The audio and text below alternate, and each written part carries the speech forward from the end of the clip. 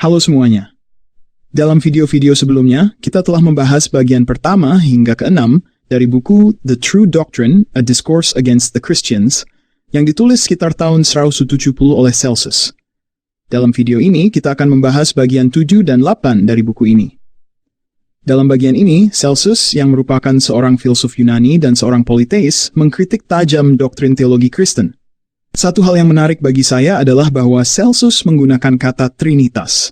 Meskipun menurut tradisi Kristen, orang pertama yang menciptakan kata Trinitas adalah Tertullian, yang baru lahir pada tahun 160. Hal lain yang menarik adalah bahwa ternyata apa yang diyakini oleh politeis pada waktu itu tidak seperti yang kita pikirkan. Atau setidaknya versi politeisme Celsus tidak seperti yang kita pikirkan. Untuk lebih jelasnya, mari kita baca bagian 7 dan 8 dari buku yang ditulis oleh Celsus ini.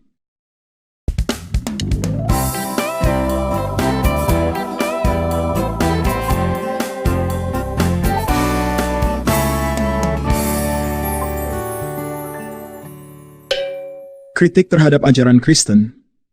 Banyak ide-ide orang Kristen yang telah diungkapkan lebih baik dan lebih awal oleh orang Yunani, yang meskipun demikian cukup rendah hati untuk tidak mengatakan bahwa ide-ide mereka datang dari seorang dewa atau seorang anak dewa. Orang-orang kuno dalam kebijaksanaan mereka mengungkapkan kebenaran-kebenaran tertentu kepada mereka yang mampu memahaminya. Plato, putra Ariston, menunjuk pada kebenaran tentang kebaikan tertinggi ketika dia mengatakan bahwa itu tidak dapat diekspresikan dalam kata-kata, melainkan datang dari kedekatan, seperti kilatan dari langit yang menyatu dengan jiwa. Tetapi bahkan jika Plato salah, bahkan jika kebaikan tertinggi bisa diekspresikan dalam tulisan atau kata-kata, bukankah itu tetap baik? Memang, apa yang bisa lebih baik untuk mengungkapkan ini demi kepentingan semua manusia? Adapun Plato, dia berpendapat bahwa kebaikan dikenal hanya oleh beberapa orang. Karena ketika massa mendapatkan suatu kebenaran suci, atau separuh kebenaran, mereka bersikap angkuh dan menghina satu sama lain. Namun Plato, setelah mengatakan ini, tidak melanjutkan untuk mencatat mitos tertentu untuk memperjelas pendapatnya, seperti yang dilakukan oleh banyak orang lain, juga tidak membungkam pencari yang mempertanyakan beberapa kebenaran yang diajarkan. Plato tidak meminta orang untuk berhenti bertanya, atau menerima bahwa dewa itu seperti ini atau itu, atau memiliki seorang anak bernama begini dan begitu, yang baru saja saya bicarakan pagi ini. Saya akan menekankan pendapat saya sedikit. Tetapi dengan melakukan itu, saya berharap bisa membuat diri saya lebih jelas. Siapapun tahu bahwa ada yang namanya ajaran yang benar. Ini harus jelas bagi siapapun yang mencoba menulis tentang hal-hal seperti ini. Segala sesuatu yang ada, semua yang ada, memiliki 3 hal yang memungkinkan pengetahuan tentangnya. Pengetahuan tentang benda itu sendiri umumnya dianggap sebagai atribut keempat. Atribut kelima adalah yang dapat diketahui dan benar. Untuk meletakkannya dalam bahasa Plato, yang pertama adalah nama, yang kedua kata, yang ketiga gambar, yang keempat pengetahuan. Dalam mendefinisikan kebaikan, Plato memang menekankan bahwa itu tidak dapat dijelaskan dengan kata-kata, tetapi dia memberikan alasan yang cukup untuk kesulitan ini, agar tidak membiarkan diskusi tentang kebaikan berada di luar pertanyaan dan diskusi. Bahkan, sifat dari tidak ada pun bisa dijelaskan dengan kata-kata. Sekarang Plato tidak berbicara dengan sia-sia. Dia tidak menyembunyikan atau mengklaim bahwa dia mengatakan sesuatu yang baru. Plato tidak mengklaim bahwa dia turun dari surga untuk mengumumkan doktrin-doktrinnya. Sebaliknya, dia memberitahu kita dari mana doktrin-doktrin itu berasal. Singkatnya, ada sejarah di balik apa yang dia katakan, dan dia dengan senang hati menunjuk pada sumber pengetahuannya, alih-alih meminta kita untuk percaya bahwa dia berbicara berdasarkan kewenangannya sendiri. Apa yang dikatakan orang Kristen? Mereka berkata, pertama, percayalah bahwa orang yang memberitahu kita hal-hal ini adalah anak dewa, meskipun dia ditangkap dan dihina, dihukum di hadapan semua orang dan berkeliaran mengajar dalam keadaan yang buruk. Ini justru alasan lebih untuk percaya. Begitulah orang Kristen berkata. Sekarang, jika para pengikut ini mengakui Yesus dan yang lainnya mengakui orang lain, dan jika mereka semua bersama-sama memiliki semboyan percaya dan diselamatkan atau terkutuk, apa yang akan terjadi pada mereka yang benar-benar ingin diselamatkan? Maksud saya, jalan mana yang harus mereka ikuti, karena nasihat yang sama datang dari segala penjuru. Apakah mereka yang mendambakan keselamatan harus melempar dadu untuk mengetahui kemana mereka harus pergi? Seberapa besar mereka harus bertaruh pada keselamatan mereka? Siapa yang harus mereka ikuti? Orang Kristen menarik perhatian orang-orang yang paling lapar akan keselamatan dengan bersikeras bahwa kebijaksanaan manusia tidak lain adalah kebodohan di hadapan dewa. Dan dengan demikian, mereka berusaha membawa orang-orang yang tidak terdidik dan bodoh ke dalam kelompok mereka. Saya mungkin perlu menyebutkan bahwa bahkan dalam hal ini, mereka hanya menjiplak ide-ide para filsuf Yunani, yang sejak lama mengajarkan bahwa kebijaksanaan manusia adalah satu hal, kebijaksanaan ilahi adalah hal lain. Sekarang, mengikuti hukum ilahi dengan rendah hati adalah satu hal, mengetahui kebijaksanaan dengan mail ditetapkan. Namun, kerendahan hati Kristen adalah hal lain lagi. Karena dalam kekristenan, orang yang rendah hati merendahkan dirinya dengan cara yang memalukan, melemparkan dirinya terjerembab ke tanah, merangkak dengan lutut, mengenakan pakaian seperti pengemis yang kompeng camping, membalurkan dirinya dengan kotoran jalanan. Mereka tidak hanya salah mengerti kata-kata para filsuf. Mereka bahkan merendahkan diri dengan memberikan kata-kata para filsuf kepada Yesus mereka. Misalnya, kita diberitahu bahwa Yesus menghakimi orang kaya dengan mengatakan, lebih mudah unta masuk melalui lubang jarum daripada orang kaya masuk ke kerajaan dewa. Namun kita tahu bahwa Plato mengungkapkan ide yang sama dengan bentuk yang lebih murni, ketika dia berkata, tidak mungkin seorang yang sangat baik menjadi sangat kaya. Apakah satu ucapan lebih terinspirasi daripada yang lain? Bagaimana dengan kepercayaan mereka pada Trinitas Dewa?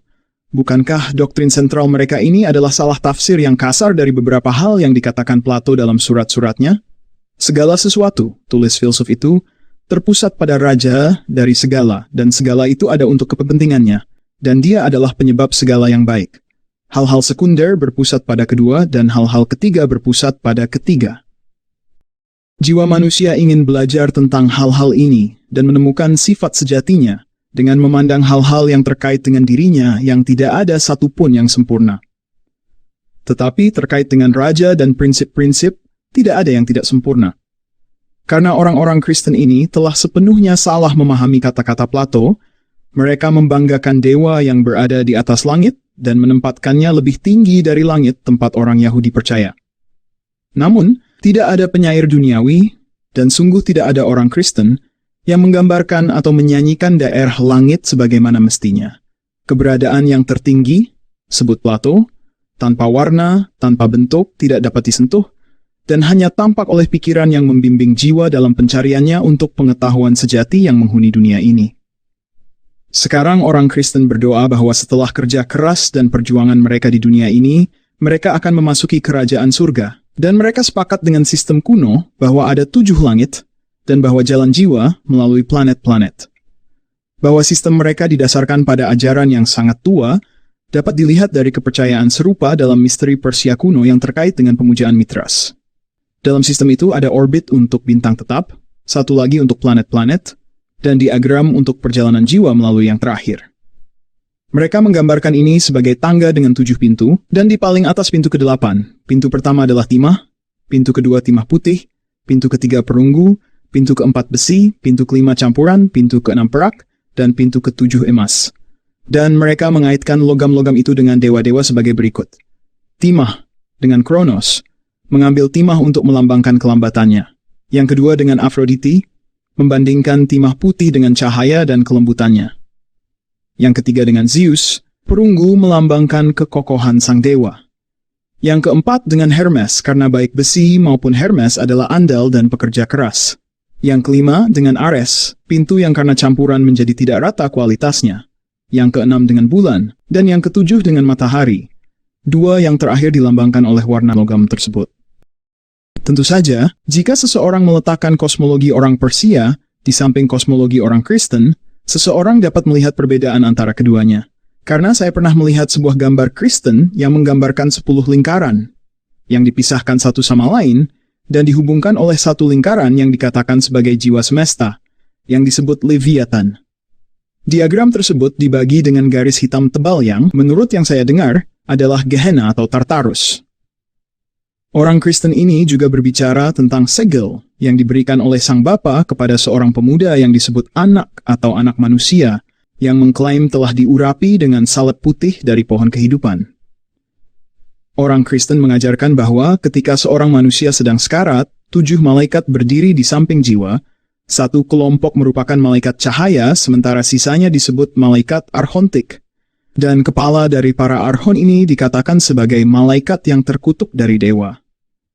Beberapa orang Kristen berpendapat bahwa itulah dewa orang Yahudi yang merupakan malaikat yang terkutuk, dan bahwa dewa inilah yang mengirimkan petir, yang menciptakan dunia dan disembah oleh Musa yang menggambarkan tindakannya dalam kisah penciptaan dunia miliknya. Nah, dewa seperti itu mungkin memang pantas untuk dikutuk jika dia adalah dewa yang mengutuk ular karena memberikan pengetahuan tentang baik dan buruk kepada manusia. Apa yang bisa lebih bodoh daripada apa yang disebut orang Kristen sebagai kebijaksanaan? Dewa orang Yahudi, pemberi hukum besar mereka, kata orang Kristen, telah membuat kesalahan. Biarlah demikian. Lalu mengapa kalian menerima hukum-hukumnya sebagai hukum yang layak diikuti? Mengapa mengambil hukum-hukum ini dan menafsirkannya sebagai alegori? Mengapa kalian begitu enggan menyembah pencipta ini kalian para munafik, padahal dia menjanjikan kepada orang Yahudi segala sesuatu bahwa dia akan membuat bangsa mereka makmur, bahwa dia akan membangkitkan mereka dari kematian dalam tubuh dan darah mereka sendiri. Dewa yang sama yang mengilhami para nabi. Namun kalian mencacinya. Tetapi ketika kalian orang Kristen menghadapi kesulitan dari orang Yahudi, kalian datang dan berkata bahwa kalian menyembah dewa yang sama dengan yang mereka sembah. Apa yang harus dipercaya? Karena ketika Tuhan kalian Yesus yang bertentangan dengan hukum yang ditetapkan oleh Musa, yang kepadanya orang Yahudi meletakkan iman mereka, kalian segera berusaha mencari dewa lain yang berbeda dari Sang Bapa. Beberapa orang Kristen seperti pengikut misteri lainnya membawa teori-teori mereka ke titik yang absurd, menumpuk ucapan-ucapan dari orakel di atas ucapan-ucapan lain, semuanya dirancang untuk membingungkan. Maka kita mendengar tentang lingkaran di atas lingkaran dan emanasi yang mengalir keluar dari emanasi, gereja-gereja duniawi dan gereja-gereja sunat. Kita menyaksikan orang Yahudi mengalir dari suatu kekuatan yang digambarkan sebagai perawan prunikus, dan jiwa hidup lain yang dibunuh agar surga bisa memiliki kehidupan. Atau mereka menunjukkan bumi yang dibunuh dengan pedang, atau orang-orang yang dibunuh agar yang lain dapat hidup, dan mereka menunjukkan kejahatan kematian yang diakhiri ketika dosa dunia dibunuh. Mereka juga menggambarkan dalam diagram mereka sebuah jalan sempit melalui dunia bola dan gerbang yang terbuka dengan sendirinya. Orang Kristen yang sama ini tidak pernah lelah berbicara tentang pohon kehidupan dan kebangkitan daging yang dimungkinkan oleh pohon itu. Dengan simbolisme yang jelas, jika kita menerima cerita mereka bahwa Tuhan mereka dipaku pada sebuah pohon dan adalah seorang tukang kayu. Saya curiga, seandainya dia dibuang dari tebing atau didorong ke dalam jurang atau dicekik, atau seandainya dia bukan seorang tukang kayu melainkan seorang pembuat sepatu, tukang batu, atau pandai besi, kita akan menemukan mereka menceritakan kisah tentang tebing kehidupan di surga atau jurang kebangkitan atau tali keabadian atau batu yang diberkati atau peleburan cinta atau kulit suci dari kulit. Saya bertanya-tanya, tidakkah bahkan seorang nenek tua yang mabuk yang menyanyikan cerita seperti itu kepada bayi sebagai lagu pengantar tidur akan merasa malu dengan cerita-cerita tersebut? Tetapi itu bukan hal yang paling mencolok tentang orang Kristen ini.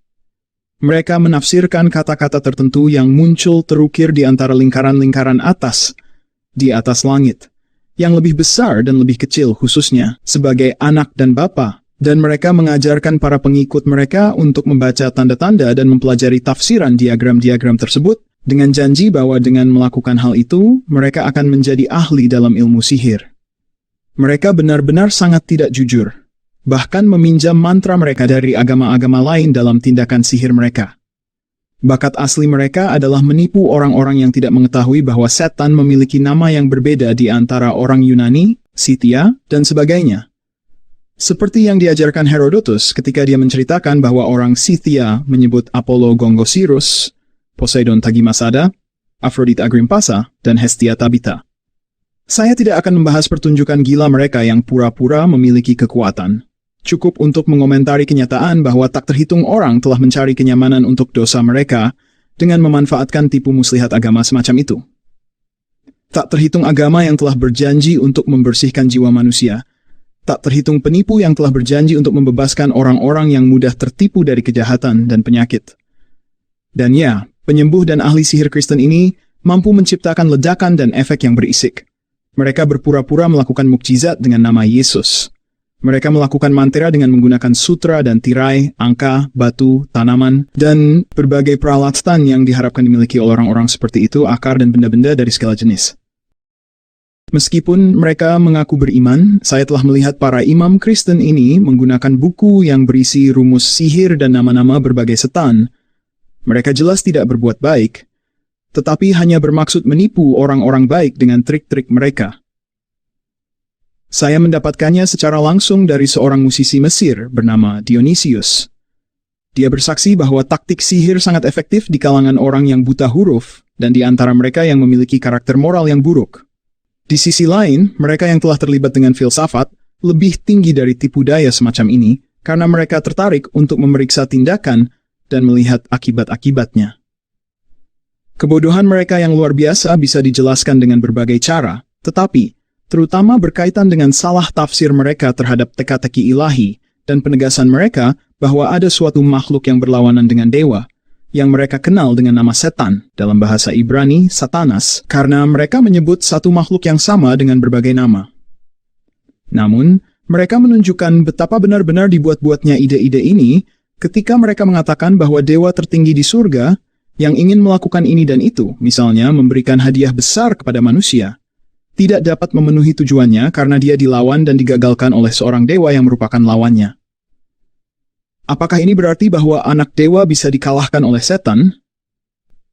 Apakah mereka benar-benar bermaksud mengatakan bahwa anak dewa dihukum oleh setan sebagai semacam pelajaran, seolah-olah untuk mengajarkan kita bahwa kita harus acuh tak acuh terhadap hukuman yang akan dijatuhkan kepada kita?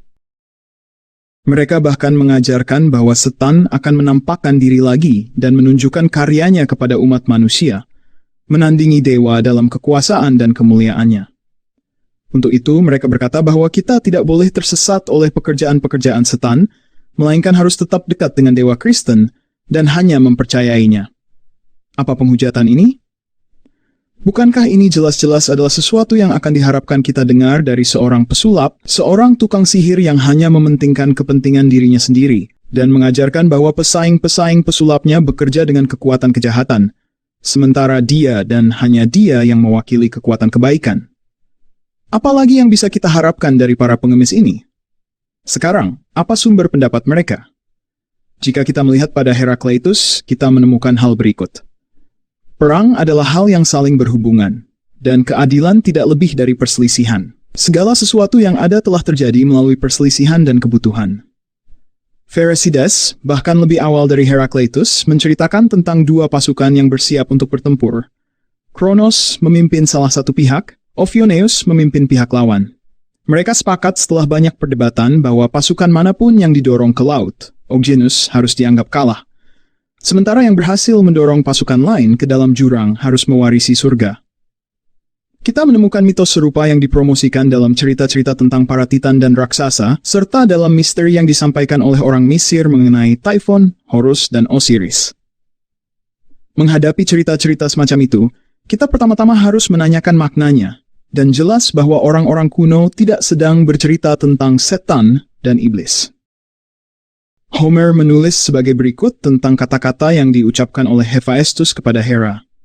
Suatu kali ketika saya siap membela Anda, dia memegang saya dari kaki dan melemparkan saya jatuh dari tempat-tempat surgawi. Zeus berbicara kepada Hera sebagai berikut. Apakah Anda ingat ketika Anda digantung tinggi dan saya menempelkan landasan ke kaki Anda dan mengikat rantai emas yang tidak terputus di lengan Anda? Anda digantung di udara awan. Kemudian para dewa memukul jauh dari Olympus, tetapi meskipun berdiri di sampingnya, mereka tidak bisa membebaskannya. Tidak, tetapi saya meraih dia, melemparkannya dari ambang pintu surga dan dia jatuh tak berdaya ke bumi. Sekarang kata-kata Zeus kepada Hera tidak boleh diterima begitu saja. Kata-kata itu merujuk pada kata-kata dewa kepada materi. Mereka secara samar-samar mengarah pada kenyataan bahwa pada awalnya segala sesuatu berada dalam kekacauan, dan bahwa dewa membagi dunia ke dalam sektor-sektor tertentu, menyusunnya dan mengatur semuanya. Dia membuang semua archon yang angkuh, meletakkannya di bumi. Begitulah Pherecydes memahami Homer ketika dia mengatakan, di bawah tanah itu adalah tanah Tartarus, dijaga oleh putri-putri Boreas, Harpis, dan Thyla, dan Zeus membuang dewa manapun jika dia menjadi angkuh. Inilah makna prosesi Panathenaea ketika jubah Athena dipamerkan. Itu menandakan bahwa seorang dewi yang tidak memiliki ibu dan tidak ternoda memerintah para penguasa angkuh di bumi. Begitulah seharusnya mitos dibaca. Tetapi gagasan Kristen bahwa anak dewa menerima hukuman yang dikenakan padanya oleh setan hanya lahir dari kelucuan, terutama jika kita berpikir bahwa ini dimaksudkan untuk mengajarkan kita untuk menerima hukuman dengan tenang. Menurut saya, anak dewa berhak untuk menghukum setan. Dia tentu tidak memiliki alasan untuk mengancam dengan hukuman orang-orang yang datang untuk diselamatkan, yaitu orang-orang yang sangat menderita akibat penyalahgunaan setan. Bahkan jelas di mana mereka mendapatkan gagasan tentang anak dewa. Karena di zaman dahulu, orang-orang biasa menyebut dunia kita ini sebagai anak dewa dan mempersonifikasikannya sebagai seorang demigod, karena dunia ini berasal dari dewa. Yesus dan anak dewa sangat mirip. Tetapi orang-orang kuno berbicara secara kiasan. Orang Kristen menganggap Yesus sebagai logos dari dewa itu sendiri. Dan pandangan dunia mereka sangat konyol. Sebagaimana konyolnya sebenarnya, catatan mereka tentang bagaimana manusia ada. Mereka mengajarkan bahwa manusia pertama kali ada di sebuah taman yang ditanam oleh dewa. Dan setelah beberapa waktu, manusia dikeluarkan dari taman ini karena beberapa keadaan di luar kendalinya dan dipaksa untuk hidup di dunia yang dalam banyak hal merupakan kebalikan dari taman itu. Sekarang semua ini sangat konyol. Musa hanya bisa menulis hal-hal seperti itu karena dia bodoh. Dan efek umum dari semua ini seperti komedi-komedi kuno, di mana kita mendengar Proteus menikahi Bellerophon dan Pegasus datang dari Arkadia. Singkatnya, Musa dan para nabi yang menyusun catatan ini sama sekali tidak tahu bagaimana dunia ini ada, dan buku-buku mereka adalah sampah belaka. Semua urusan tentang jadilah terang. Apakah kita harus berpikir bahwa pencipta dunia menggunakan terang dari atas seperti seorang pria yang meminjam obor dari tetangganya? Ataukah kita harus berpikir seperti yang dilakukan beberapa orang Kristen, bahwa seorang dewa setan menciptakan dunia bertentangan dengan kehendak dewa yang baik? Dan jika demikian, mengapa terang itu tidak dipadamkan sejak awal? Saya tidak akan membahas di sini soal fisika. Apakah dunia ini tidak diciptakan dan tidak bisa dihancurkan atau diciptakan dan dapat dihancurkan? Tetapi kami tidak mengajarkan bahwa pencipta adalah orang asing bagi dunia ini. Beberapa orang Kristen mengatakan bahwa segala sesuatu diciptakan oleh seorang pencipta yang berbeda dari dewa besar yang memerintah tertinggi, dan bahwa dewa besar menahan diri untuk tidak bertindak. Tetapi sekarang tidak bisa lagi melakukan hal tersebut. Dan mereka melanjutkan dengan mengajarkan bahwa ciptaan perlu dihancurkan. Beberapa mengajarkan bahwa ketika dewa besar memberikan roh kepada sang pencipta, dia meminta agar roh itu dikembalikan. Tetapi jenis dewa apa ini? Dewa mana yang meminta sesuatu yang telah dia berikan untuk dikembalikan kepadanya? Karena meminta sesuatu adalah tindakan dari seseorang yang membutuhkan. Dan dewa, menurut definisi, tidak membutuhkan apa-apa. Jika dewa besar meminjamkan rohnya, apakah dia tidak sadar bahwa dia sedang meminjamkannya kepada makhluk yang jahat? Dan jika dewa yang baik dan sang pencipta adalah prinsip yang bertentangan, mengapa dewa yang baik bertahan dengan dewa jahat yang menentangnya? Orang-orang Kristen ini akan saya pertanyakan sebagai berikut. Mengapa dewa yang baik ingin menghancurkan ciptaan sang pencipta? Mengapa dia menimpakan dirinya seperti itu dengan tipu daya dan penipuan? Mengapa dia mencuri orang-orang yang telah dikutuk oleh sang pencipta dan memperlakukan umat manusia seperti pedagang budak? Jika mereka adalah karya sang pencipta, mengapa dia mengajarkan mereka untuk melarikan diri dari Tuhan mereka? Jika sang pencipta adalah ayah mereka, mengapa mereka harus melarikan diri dari rumah? Dan hak apa yang dia miliki tanpa izin orang tua untuk mencuri mereka dari ayah mereka? Nah, apa yang kita dapatkan pada akhirnya? Seorang dewa yang mengesankan memang, yang menginginkan tidak ada lebih dari mengadopsi para pendosa sebagai anak-anaknya, yang mengambil makhluk-makhluk yang telah dihukum oleh yang lain, para malang yang, seperti yang mereka katakan tentang diri mereka sendiri, tidak lebih dari kotoran, Seorang dewa yang tidak mampu membalas dendam pada pencipta ini, tetapi menjadi korban setelah mengirimkan anaknya untuk melakukan pekerjaan kotor itu. Namun, jika ini benar-benar karya sang pencipta, bagaimana mungkin dewa menciptakan yang jahat? Bagaimana mungkin dia bertobat ketika mereka menjadi tidak tahu terima kasih dan jahat? Bagaimana mungkin dia menemukan kesalahan pada karyanya sendiri atau mengancam akan menghancurkan keturunannya sendiri? Di mana dia akan mengusir mereka keluar dari dunia yang dia sendiri ciptakan. Lihat lebih jauh pada cerita penciptaan yang dipercayai di antara mereka, di mana kita membaca bahwa dewa mengusir manusia dari taman yang diciptakan khusus untuk menampungnya. Sekalipun itu tampak konyol, lebih konyol lagi adalah cara dunia seharusnya tercipta. Mereka memberikan hari-hari tertentu untuk penciptaan sebelum hari-hari ada. Karena ketika langit belum diciptakan, atau bumi belum tetap, atau matahari belum terbenam di langit, bagaimana mungkin hari-hari bisa ada? Bukankah itu absurd untuk berpikir bahwa dewa yang terbesar menyusun karyanya seperti seorang tukang batu, mengatakan, hari ini aku akan melakukan ini, besok itu, dan seterusnya, sehingga dia melakukan ini pada hari ketiga, itu pada hari keempat, dan hal lain pada hari kelima dan keenam. Maka, kita tidak terkejut menemukan bahwa seperti seorang pekerja biasa, dewa ini melelahkan dirinya dan membutuhkan liburan setelah 6 hari. Perlukah saya berkomentar bahwa seorang dewa yang lelah, bekerja dengan tangannya, dan memberi perintah seperti seorang mandor, tidak berperilaku seperti seorang dewa? Doktrin Kristen tentang dewa. Orang-orang Kristen mengatakan bahwa dewa memiliki tangan, mulut, dan suara. Mereka selalu menyatakan dewa berkata ini, atau dewa berbicara. Langit menyatakan pekerjaan tangannya, kata mereka.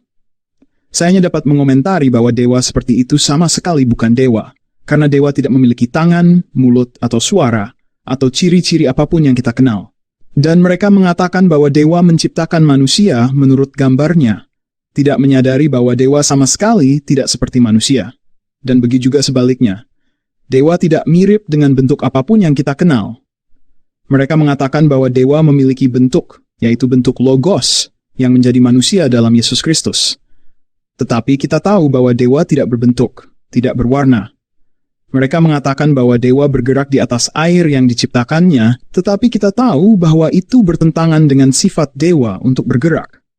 Doktrin mereka yang absurd bahkan menyebutkan bahwa dewa berjalan di taman yang diciptakannya untuk manusia, dan mereka berbicara tentang dia yang marah, cemburu, tergerak untuk bertobat, menyesal, mengantuk, singkatnya, lebih mirip manusia daripada dewa. Mereka belum membaca Plato, yang mengajarkan kita dalam Republik bahwa dewa bahkan tidak berpartisipasi dalam keberadaan. Memang benar bahwa segala sesuatu berasal dari yang baik, seperti yang dikatakan Plato, tetapi juga jelas bahwa dewa tidak menciptakan apapun yang fana. Dewa para filsuf ini adalah yang tidak dapat diturunkan, yang tidak dapat dinamai, dia tidak dapat dijangkau oleh akal.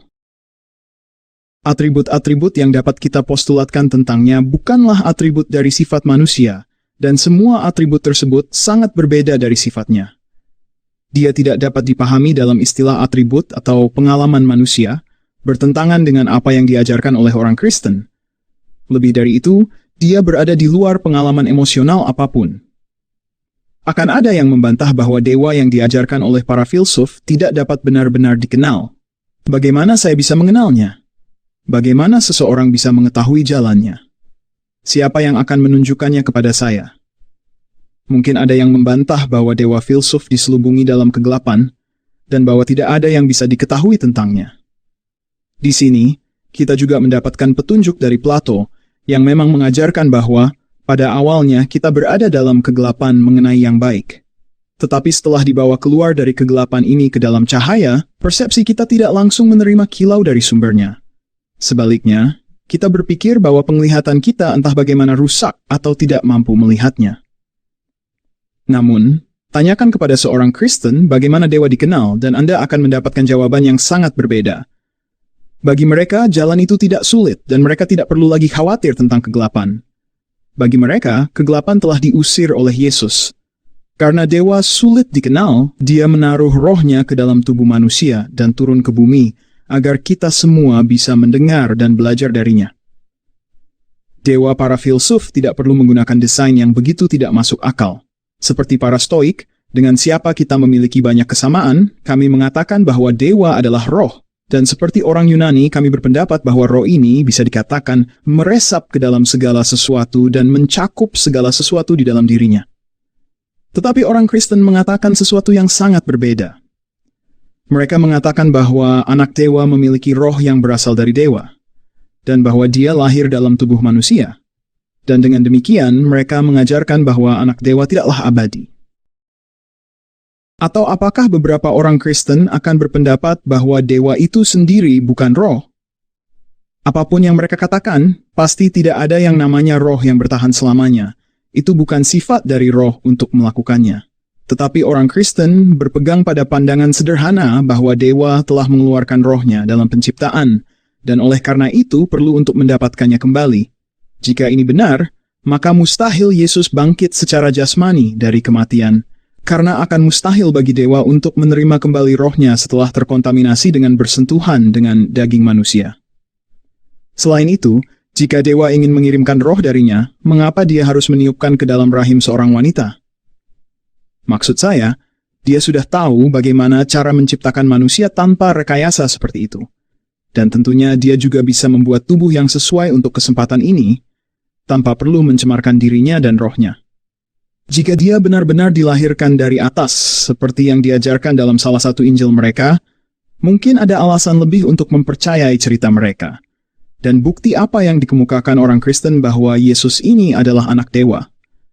Mengingat hukuman yang diterimanya, bagaimana dia bisa dibuktikan sebagai ilahi, kecuali tentu saja jika sudah diramalkan bahwa dia harus menderita dan mati seperti yang terjadi.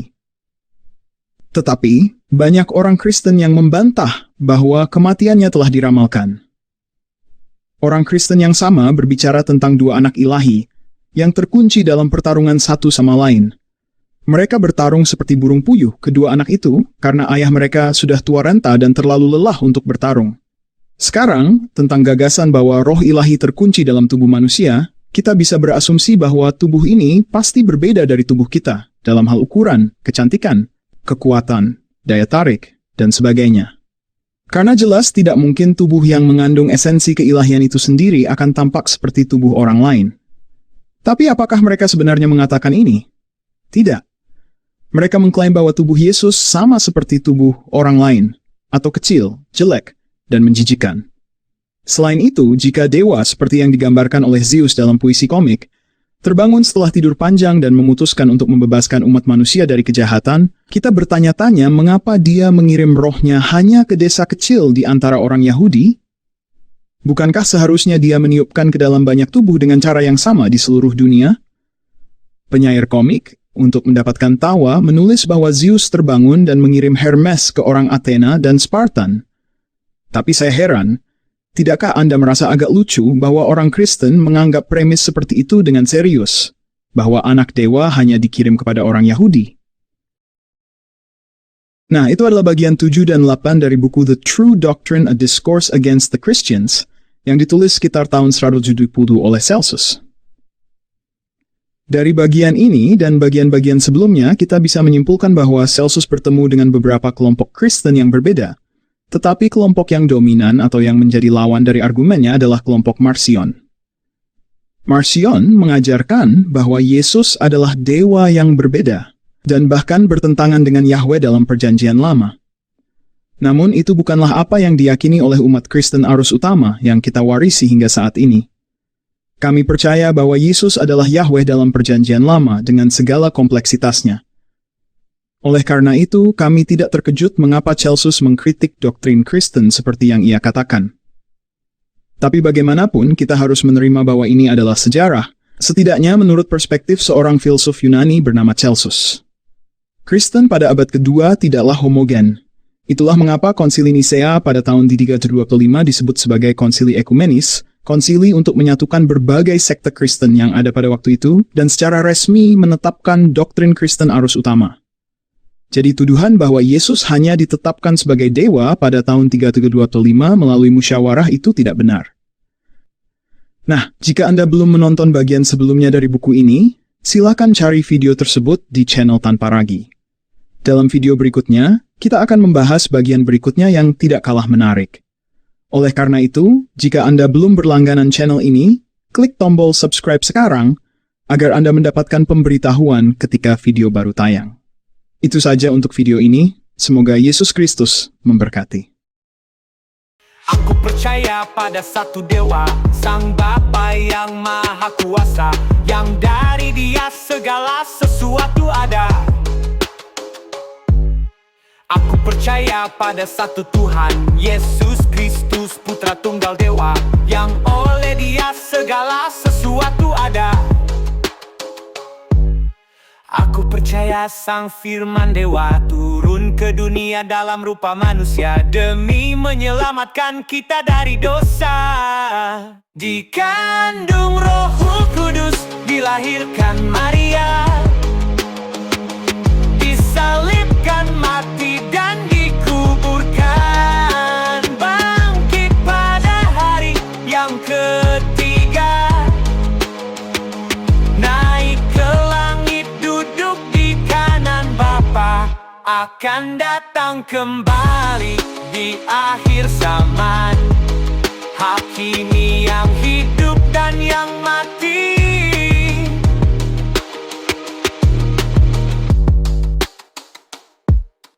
Aku percaya pada Roh Kudus yang berbicara melalui para nabi, satu dengan Bapa dan Putra. Aku percaya pada baptisan, satu gereja yang universal, persekutuan orang kudus. Aku percaya pengampunan dosa, akan dibangkitkan dari kematian, hidup abadi bersama Sang Dewa. Aku percaya pengampunan dosa, akan dibangkitkan dari kematian, hidup abadi bersama Sang Dewa.